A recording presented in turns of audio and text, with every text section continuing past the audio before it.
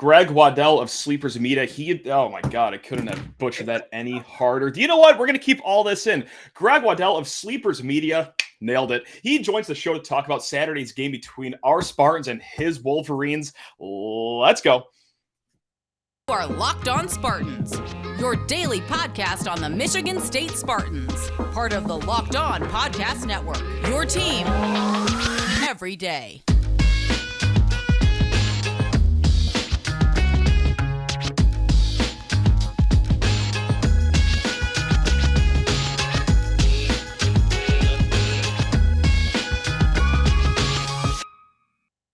Spartan friends, Spartan family, Locked On Spartans listeners, thank you so much for joining us for another episode of Locked On Spartans, your team in green and white every single day. And before letting this strapping gentleman next to me talk, hey, this episode is brought to you by FanDuel Sportsbook, official sportsbook of Locked On. Make every moment more. Visit FanDuel.com/LockedOn today to get started. Greg, we are here not to close the chapter or to move on from everything that's happened this week. That's simply not going to happen. This is going to be a long healing process. Michigan State is going to take a while to go back to what it once was, if it ever does. However, after taking, a few shows off here, we are going to try to wade our way back into normalcy any way you can. I mean, look, Saturday's game seems trivial. I think we can all agree on that, but it is a game that is happening. This could offer a distraction to many people this weekend, and here we are. We're going to prepare the game, but anything that you want to talk about, get off your chest before we talk a little about the Vigil and what Izzo had to say as well on Wednesday night. Sure, man. Thanks for having me, first of all. Yeah. Man, it's been a horrible week, right? I'm sure anyone listening to this knows that. And, when you brought me on before any of this happened, when you hit me up about doing this, I was so excited just to talk the rivalry game, Michigan State. Like, it's my favorite week of the year, always. We get it twice a year in basketball. And as someone who can share both sides, like, I'm a Michigan basketball fan that went to Michigan State. That makes no sense. Nope. But it's very special for me every single year. And then to have this happen, I mean, anytime this is going to happen it's just heartbreaking. But, the more that I've resonated and kind of thought and just tried to, take as much of this in and just think about the moment as we prepare, because I didn't think this game was for sure going to be played. Today it came out that it's officially going to be played. One thought I do have is that this could be a really, really powerful moment for everybody in this state from both sides, if hopefully handled correctly by all involved. And I think it will be. So, man, I'm heartbroken. I have never felt more in touch with the Spartan community than I have this week, to be honest with you. Like, I think all of us feel that way. Anybody that went to this university that holds it so near and dear in our heart are just here for each other and here to hurt together. And I thought, honestly, I don't know if you're going to mention, I think you're going to talk about the Vigil, but I thought Tom Izzo's words last night were absolutely incredible. I've never had more respect for the man than after listening to his speech last night. So, man, that's sort of where I'm at with everything. I think plenty of people have watched the Vigil from last night. Everywhere from, Gretchen Whitmer spoke, some big figures at Michigan State spoke, MSU president. It was beautiful, but I think Tom Izzo was, of course, the figure that everyone relates Michigan State to the most, right? I mean, he's not the president, he's not the athletic director, but he's probably the biggest figure that this school will ever have, at least in my generation. I don't even think that's a hot take. That seems pretty lukewarm, and he hit it out of the park. He spoke from the heart in a prepared statement. He even said it was prepared because this is a big moment and he wanted to say everything correctly, and he nailed it. From don't be afraid to show your emotions.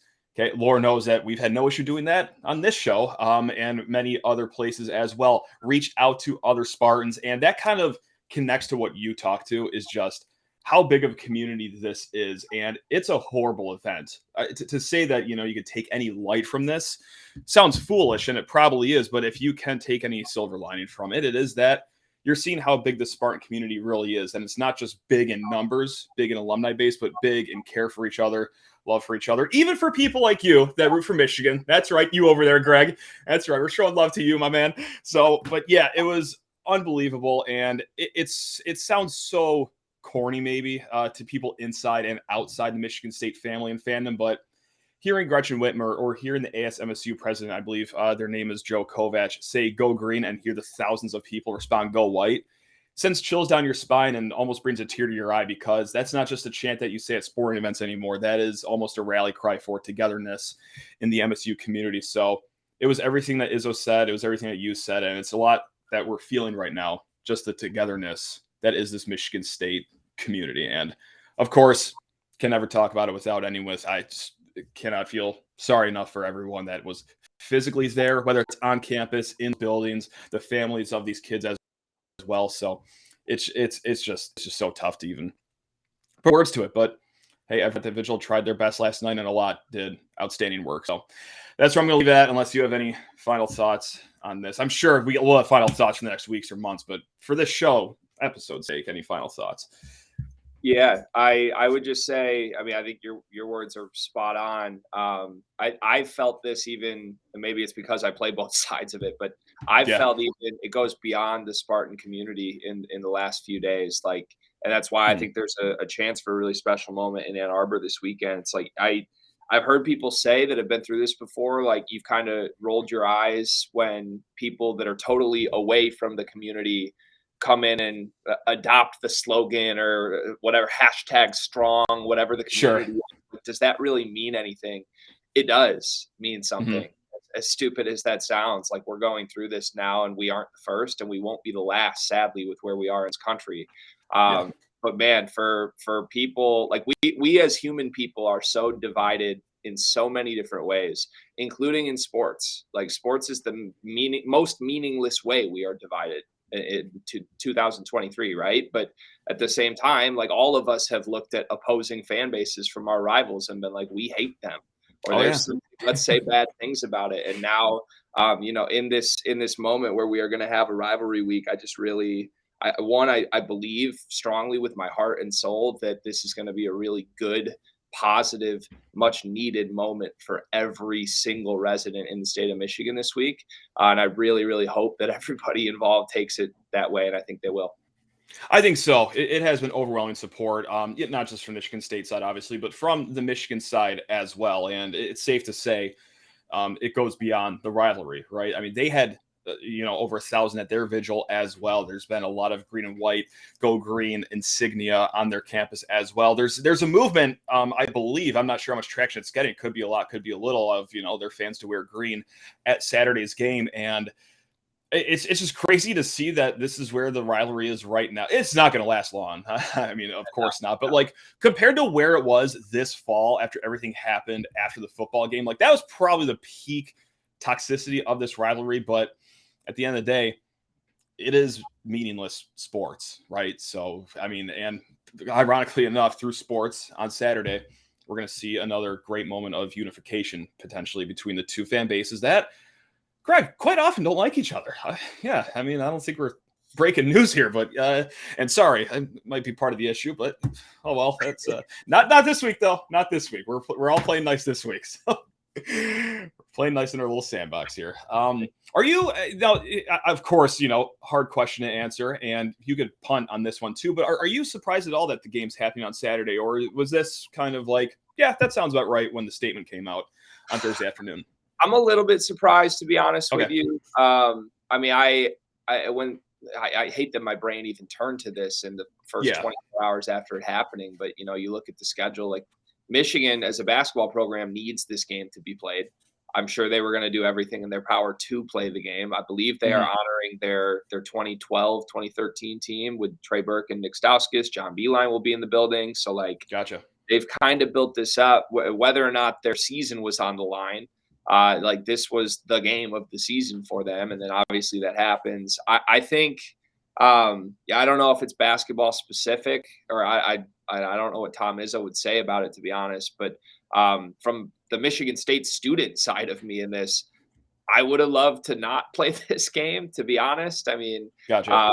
I just think you give it as much time for those students to heal, and those students include those basketball players. It just feels so meaningless. But hey, listen, that's why I don't get paid the big bucks, and I fully expect the Michigan State players to come out inspired. That's for sure. Yeah, tough decision to make, and credit to both coaching staffs, both players, both student athletes. both administrations, everyone involved, because not an easy decision to make whatsoever, but they're going through with it. We're going to talk about the game here in a hot second with our guy, Greg, but first I need to talk all your ears off about FanDuel Sportsbook. That's right. We're talking the number one sportsbook in America. It is the midway point of the NBA season, and it is All-Star Weekend coming up Saturday and Sunday. And now it's the perfect time to download FanDuel, America's number one sportsbook, because new customers get that no sweat first bet up to $1,000. That's right, 1,000 smackaroos, as they call it. No one calls it that. That's bonus bets back if your first bet does not win. That's right, with a no sweat first bet up to $1,000. If it loses, you get bonus bets back up to $1,000. Just download the FanDuel Sportsbook app. It's safe, secure, super easy to use, and best of all, Mr. FanDuel is paying you immediately when you win. So let's say, hey, if you're liking my favorite bet of the weekend, Dame time, Damian Lillard to win the three-point contest at plus 470. That's right. Throw $1,000 on that, profit $4,700, and deposit that. Withdraw that immediately. I'll get the language right one of these times. Take the money out immediately. That's right. Nailed it. Do not miss the chance to get in on the no sweat first bet up to $1,000 in bonus bets when you go on FanDuel.com/lockdown. That's FanDuel.com/lockdown to learn more. Make every moment more with FanDuel, an official sports betting partner of the NBA. And before getting Greg Waddell back on the show, hey, remember Will Hunter? That's right. Old friend of the program, old co-host of the program. He came up with this great idea on Monday night, 9 p.m. We're going to be doing a live Q&A with Will. He's going to be showing his face and everything. That's right. But we're going to do a mailbag. If you donate to the Spartan Strawn Fund, that is giving2.msu.edu/Spartan-strawn.cfm. The link will be in the podcast and YouTube description. Email that over to lockedonspartans@gmail.com or tweet it at me, Sheehan_sports, with your question. We're going to read every single question. This could be a 1-hour show, a 5-hour show. Depending on how many questions we get, it's going to be nuts. So please donate. Show us that you donated. Ask your question. We will answer it. Greg, thank you for sitting through all of that, including the ad read where I couldn't decipher the difference between withdraw and deposit. You could tell which one I've been doing more of on FanDuel, but hey, that's right. It's still fun regardless. Last game between the Spartans and the Wolverines. It was ugly. It was objectively just a terrible game if you were not on the winning side of this one. If you were neutral bystander, disgusting game to watch, but Michigan State won, all right? However, the last time these teams played at Chrysler Arena, I couldn't even bring myself to look up the score and the box score, but Michigan won by about 85 points. Hunter Dickinson went for 90 points, 37 rebounds. What of the two games do you expect to see on Saturday? Is this going to be all right, Wolverines are in desperation mode, they need to blow the doors off MSU, or is it going to be another grimy rock fight in this rivalry? I think it could be both, to be honest. I think it's going to be a rock fight just because of who the two teams are this year. I think Michigan is absolutely in desperation mode, though, and I think they've been in desperation mode. So the conversation at this point is less like, hey, are they going to want to show up? It's more like, even if they do want to show up, does it matter? Is there anything they can do at this point? I mean, they needed to win at minimum one of the last two at home to Indiana and then on the road against Wisconsin. Both of those, they had their chances to win. Certainly the Indiana game at home, they led for 35 minutes of it, and then they didn't score 2 points in the final 5 minutes, and they let a win slip away. At this point, I mean, I host some bracketology shows, and I've talked to guys who do this for a living. Like, they're not even close to the bubble. They need to win 4 of their last 5 games, and they go on the road to 3 of the 4 best teams in the conference still. So to call it a must win is an understatement for Michigan. But again, they've kind of already shut that door for themselves in the first place. I think the truth is, when you think about the last couple of years and how these two teams have split during the Hunter Dickinson era, and I lump the Juwan Howard era in with the Hunter Dickinson era because they're just inseparable in my head. Like, we're going on year 3, and this is sort of who these programs are. There hasn't been a road win in this rivalry. I think during that same time, from the Michigan State side of things, everyone would agree it has not been the most talented Michigan State rosters. They've still been tough as hell. They've had the identity of an Izzo team, but these are not teams that have been anywhere close, like the 1 seed line or a Big Ten championship at any point. So when you pair Michigan State's talent has dipped a little bit in that era with, I think the last 2 seasons, Michigan had the more talented team. The results ended up with Michigan wins at home and Michigan State wins at home. This year, Michigan State has the better team and arguably the more talented team. Michigan has, some NBA guys on it, but the problem for Michigan is they really have three players. Their fourth, fifth, and onto the bench are guys that do not belong in a good team's rotation for 30 minutes. And right now they have no choice with that. And it's really, really killed them. So I would not be surprised if either team wins the game. I would be surprised if there's any great basketball played in the game. But I would be more confident saying that Michigan State, if it does go into a rock fight, I think that bodes well for Michigan State to grind out similarly to the first game this year. I think I've shared this anecdote in the past, but I used to cover high school sports up in the thumb of Michigan. Lovely place, beautiful place, amazing people. With that said, not a bastion for basketball necessarily. So before, we'd go out to games, it would be between two teams that aren't that great. My editor would look at me and be like, oh, that game will be competitive. Not good. It'll be competitive. Like that. It might be in store for Saturday. So no offense to anyone in the thumb, especially the basketball players up there. You're still all better than I am at the game. But yeah, nice little anecdote that fits in all too well with this season and this rivalry as of late. But it's almost as if you looked at my my show notes here, and because that funnels right in my next question. Last game, okay, Kobe Buffkin, Jett Howard, Hunter Dickinson, the only guys to score in double figures from Michigan, and no one behind them was necessarily close. Ever since that day in early January, has a fourth emerged? It sounds like the answer is going to be no from you guys. Is that correct? So I think the answer truly is no. Like, I'd love to sit here and say, hey, they've got a guy who now is a quality starter. Like, that answer is no. They only have three quality players that would play on any NCAA tournament team in this conference. But the development here has been that Doug McDaniel has gotten a lot more comfortable, and he's been pretty dang good at home. I think if I'm remembering correctly, his first, maybe it was his second game as a starter in the Michigan State game. He was still pretty brand new to going from the freshman backup point guard behind Jalen Llewellyn to, oh, Jalen Llewellyn's out for the season. I got to play 35 minutes here now. They're also, apparently this didn't come out until after the game, so I kind of rolled my eyes at it, but supposedly Doug McDaniel was dehydrated and was in the hospital the morning of that game. So I think, like, if you're looking for a swing piece to me, it would be, I expect Doug to play a lot better and more comfortable here than he was in that game, where I thought AJ Hoggard and Tyson Walker both were punking him and letting him know about it the entire time he was on the floor. I don't expect that to happen in Ann Arbor, but it's still, man, like, you're not going to see Doug go out and get like 18 and 8 and win them the game. He's just going to be marginally better than he was the first game. Sure. Who scares you the most from the Michigan State side? Because just like Michigan, okay, three guys in double figures for you last game. Michigan State as well. They had AJ Hoggard, Tyson Walker, and also Malik Hall had 15 points. For me, look, Malik has had two rough games in a row, but his whole career has been two bad games, one amazing game. Two bad games, one amazing game. 3 off days, one, I think we could be due for Saturday, but does that shake you as much as any other guy, or is there another one that really scares you the most coming in Saturday? I think this answer might shock some people who have ever listened to me talk Michigan State basketball before, but so let me start by saying the 4 vets are all, to me, extremely great players, all quality guys.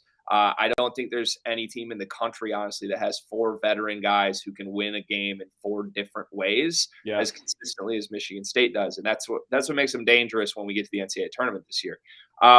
I would say of those 4, like, Malik Hall's just not healthy to me. I love him when he is. I think you're right. He definitely has a pattern of like a couple games off and then he explodes. So nothing would shock me if he's great, but I think right now I just don't trust that he's healthy. To me, Joey Hauser and Tyson Walker are this team. They're so damn good. And I don't think people realize how good they are. And I just expect at this point, they're going to be in double digits every game. They're both going to be efficient. If one of them isn't, then it really doesn't give Michigan State a lot of margin for error. But these guys have been so consistent. It's so rare that they have bad games. But all that said, the guy that scares me the most is the one I didn't mention yet. And he's also the one of those 4 players I would say is the worst player in that group. It's AJ Hoggard. I've talked a lot about how I don't think you can build an elite team. I don't think you can build a championship team around AJ Hoggard because he's so inconsistent And it's boom or bust. His great games, he's the best player on the floor. His worst games, Tom Izzo can't trust him and has to take him out because he's throwing the ball into the fifth row. So even if Hauser and Walker are the best players who I expect to have great games, the guy who scares me the most is AJ Hoggard, because if all of a sudden AJ Hoggard has 6 points and 3 assists by the first media timeout and he's doing the too small signal to Doug McDaniel, that's when I know my team is cooked at Ann Arbor. Yeah. Time to turn off the game, see what else is on Saturday nights, or just go catch a movie for halves. I don't know, Right. do what you got to do. Thank you for giving that soundbite, though. I'm going to clip it perfectly where it just has you saying the worst player of those guys is AJ Hoggard, and hard stop there. That's all the chip that we need for AJ Hoggard. That's perfect. So thank you for reading from that cue card. No other context will be added. We won't add in all the nice stuff you said. No, please. So that's great. Okay, we're gonna actually pencil that in as a win for Michigan State now. But really, if Michigan State were to win this game, what happened? Did they stop Hunter? Were the front, or I guess what just scares you more between the front court and the back court for Michigan State?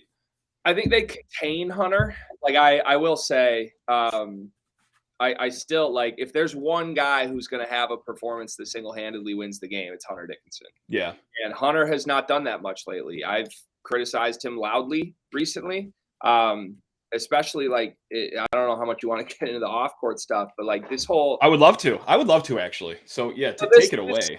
This joke of him. It's a complete joke of him coming in a ski mask to the Kohl Center when your team, again, it's the most must-win of any must-win game this team had all year, and you're going with like a premeditated shtick you came up with 2 months earlier for vengeance for something from last year, which was also a disappointing season. And then, look, man, Hunter had a pretty damn good first half, and he's going back and forth with the students. He didn't score from the field in the second half. Like problematic.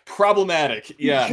You can't play Christian Laettner and just disappear for 20 minutes. Like, this team thinks they're the Bad Boys Pistons, but the Bad Boys Pistons were a good basketball team. You can't do that game and be a bad basketball team. So it's just driving me nuts. Like, if we talk about Hunter for this game, again, if Hunter decides to just dominate Mady Sissoko and Jackson Kohler and double teams, he could have 40 in this game. He's done it. He's pretty much won the 2 games in his career single-handedly against Michigan State when they won. But he also, like, you could tell me straight up that he shows up to this game literally like in a casket to signify that Michigan's season is back from the dead.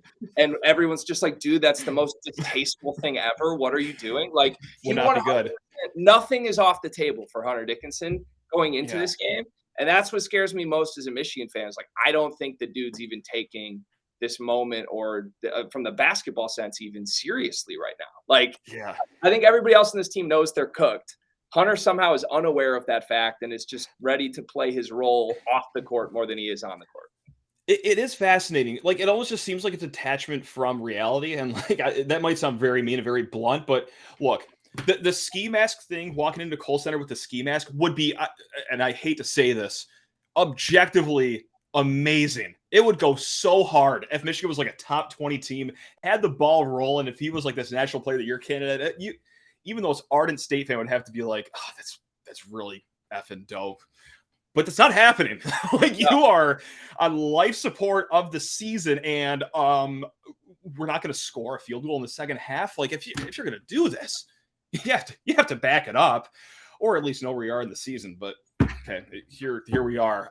So okay, that's fascinating to hear from a Michigan fan point, because obviously we have our opinions on Hunter, and that's good to hear that. Maybe that, okay, it is a little upsetting for some of you guys. Well, you got to remember too, I'm a mutant. Like, I think I'm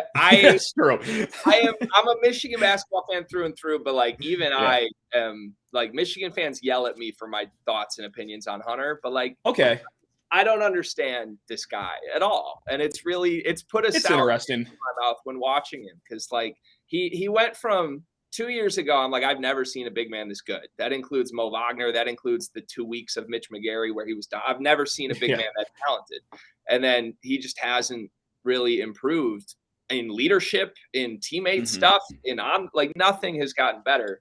And it's just really hard. Like, I wish I could almost compare it to like a Michigan State legacy of a player, but like, there isn't a player who was so good so young, and then his teams got so much worse, and it was his team the whole time. Yeah. Like, it's like if Draymond Green just like wasn't a winner, like Sure. that would be wild, right? Like we can't even picture it. But that's what I feel like Hunter views his career as if he's Draymond Green, but his team stink. So what do you do?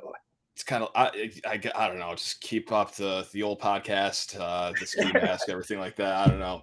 I don't know. I'll move away from the Hunter conversation. It's just it's fascinating.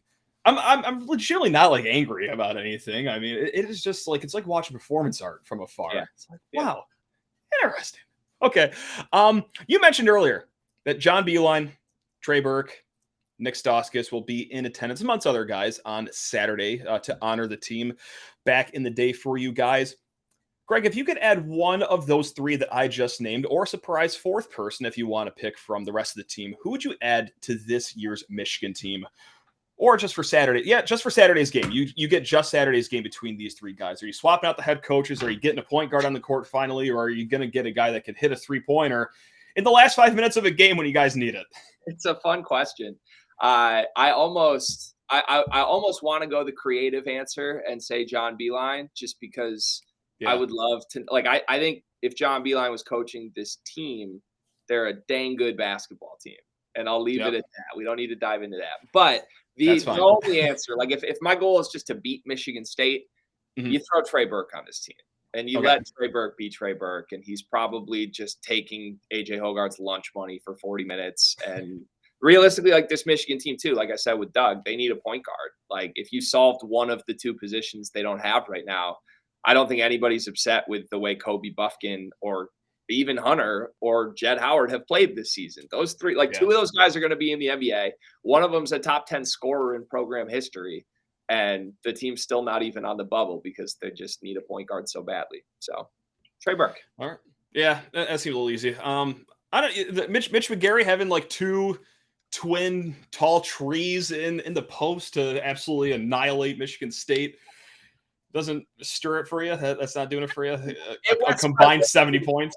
It wets my whistle a little, man. I'm not gonna lie to you, but Mitch was just so fascinating, man. Like I'm gonna name drop here like a giant douchebag, but do it. Laval Jordan is one of our Field of 68 hosts who comes on with us, and I've gotten the pleasure of being on a couple episodes with him. And the best part of these episodes is like we all get on 10 minutes before the show and we just shoot the shit. I don't know if I can swear on the program or not, but I am just a pure college basketball fan. Like I have no ties to this industry or this sport whatsoever. I'm just a passionate fan. And I'm like on a Zoom call with Laval Jordan, who coached my team during its glory years. And now we're like doing a job together as if it's a project. So like I will get all these tidbits that like are not meant for public consumption. And one day we started talking about Mitch McGary, and Laval just like literally visibly got almost off of his seat and was just like, I'm telling you guys, you don't get this. There's never been a more talented individual on earth at everything than Mitch McGary. Like he said they would go bowling, like they've never been bowling as a team. One night they went bowling and Mitch bowled like a 250, and everybody was just like, how is this happening? He's like, you just throw the ball at the pins. It's that easy. It's like Mitch could have been a generational player, and instead he just wanted to own dispensaries. Like he gave up $10 million NBA contract to own a series of dispensaries. And whether you want to applaud or laugh at that, it's remarkable, my friend. I mean, if you could play to the beat of your own drum and do it that well, more power to you. And I know that everyone gets their jokes off about Mitch. I know that I've gotten many jokes off. I don't even think I'm done with it. I'm sure I'll get a few off in the future. But like to be able to be that good at basketball, and I remember he did have this route where he wanted to try pro bowling, and that was kind of laughed at. But like, no, when you really think about it, like that's remarkable that you can potentially just be pro in a few different things. So good for him. But yeah, just go the dispensary route. Why not? Insane. Get that money. Get that green in both ways. That's right. In money and in the Can you imagine if NIL was around when Mitch McGary was in college? The kid never would have left Michigan. He would have played 4 years. He would have had like every single dispensary in the world as an NIL partner. Everyone. been. I mean, he probably would have failed some more drug tests, but that's okay. That's fine. If he's only playing 10 games a season, make him count. You know what? It better be an incredible 10 games. No, I love that. And you get the Sauce Castillo NIL deal going early. Nick Stauskas is there for 4 years. I mean, he was only there for 2, right? Or 3? He was there for 2. Nick is okay. It hurt me that I couldn't even consider Nick in your fun hypothetical because Nick I know. He's my favorite Michigan player of all time. But yeah, man, I had to apply it to this team, and obviously Nick's better, but does Kobe Buffkin, is he that much worse than Nick Stauskas right now? I don't know. Maybe. From based what I saw in the Wisconsin game, no, Kobe looked like Kobe in that game. Lately, man, it's crazy. Yeah. I think I said it maybe a month ago. As a Michigan fan, selfishly, I hope people don't notice how good Kobe's been, because the only reason he's not a bona fide first-round draft pick right now is just how bad the team is. And I think people have started flying out to watch Jett in a couple of these must-win games, and they just leave well, Kobe Buffkin's way better than Jett. He needs to be a first-round pick. So. And also, your guy, Boo Buie, is taking a lot of the shine off of a lot of point guards in the conference as well. So that's going to knock everyone down a few pegs. I have Boo Buie in my personal top 5 for the draft board. As do many Michigan State fans, I'd assume. Oh, yeah. That's what I've been trying to convince people, dude, is it's not just Michigan State. I clearly he's had success against Michigan State, but this dude's just a killer against everybody. And he also, Boo Buie is the best because his freshman year at Northwestern, they had a Saturday noon tip game, and I was visiting friends in Chicago, and we were just out downtown at 1 a.m. Central Time the night before on a Friday night. All of a sudden, I see Boo Buie walk in just surrounded by girls. It was Boo Buie and 10 women at a Chicago bar, probably 9 hours before their game tips off the next day. The man's a legend. He went out and had 20 and 6 the next day as a true freshman. Cemented his legacy in my mind. Did I say top 5 on my big board? I think I meant top 2, and it ain't number 2 either. Yeah, that's bona fide number 1. Wembanyama, who needs him? Scoot Henderson, you scoot yourself out of the lottery. I'm getting Boo Buie if I'm in NFL. Actually, no, NFL GM too. I'll double down on that too, and an NBA GM as well. So, Greg, this has been a blast. What a journey we've taken. Starting off with all the events from this week, moving into the game, and of course, Boo Buie talk at the end. What other roadmap were we going to take here today? This was the blueprint all along. It was truly good. Can I, before we wrap, can I force you into a prediction in this game, or are you doing that later this week? No, I'm not doing it later this week. I was really hoping no one would ask me, but I want to know where the Spartans are headed with this one. I mean, it's such a tough game to predict. Where are they going to be mentally? It's so hard to predict. Give me 70 to 53. Wow. Don't ask me what team. I'm just going to say 70 to 53. It's going to be one way or another. Because I remember last year, just as desolate of a human can be, just sitting on my floor, just folding laundry, one article of clothing every minute, just watching Hunter absolutely blitzkrieg us. But man, I've also seen your other games this year, and it can go one way or another. So 70 to 53. 70 to 53. How about you? I think, man, I'm gonna say this, and I mean this genuinely, honestly. I don't know that there's ever been a game there hasn't ever been a game in this rivalry that I've ever wanted or even thought about wanting Michigan State to win. I'd be perfectly okay if Michigan State wins this game. That's why you're the best. I think it should happen, and I think it will happen. It might be ugly. I kind of hope it's not ugly. It would be okay with me if Michigan State just came out so inspired and played flawless, and you applaud them. I think that the world needs that right now. But for prediction purposes, was it 59-53? First game? Yeah. Yep. You nailed it. Yep. Let's go. Let's call it 62-53. Same game, but one extra Joey Hauser three-pointer for you. Look at that. Wow, a Steven Izzo three-pointer. That's what I heard in my headset, at least. That's what I heard. Wow.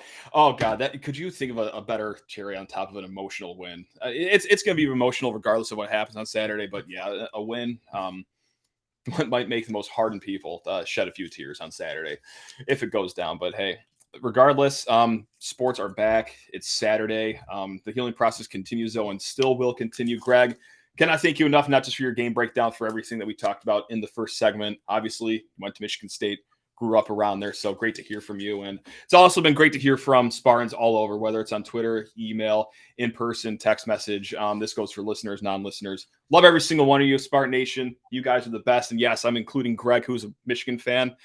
Love you too, Greg. You're the best. Thank you, everyone. Until then, go green.